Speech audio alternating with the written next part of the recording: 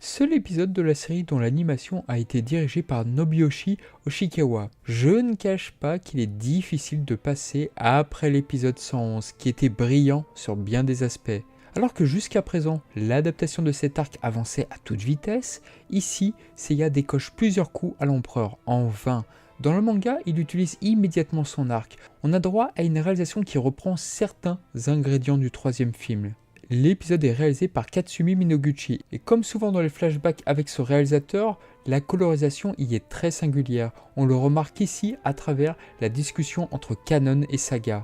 La vérité éclate enfin sur le dragon des mers. L'adaptation prend grand soin d'éluder les paroles de Poséidon concernant Hadès. Notons que la forme objet de la scale de Poséidon reprend celle du manga. Mine de rien, l'adaptation était dos au mur avec cette scène.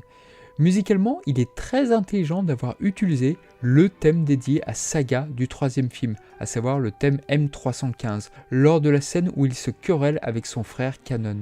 Côté voix, la série fait une distinction entre celle de Julian Solo et celle de Poséidon. Osamu Saka incarne donc l'empereur lors de son échange avec Kanon. Les fans se souviendront de son rôle de faune dans les chroniques de la guerre de Lodos.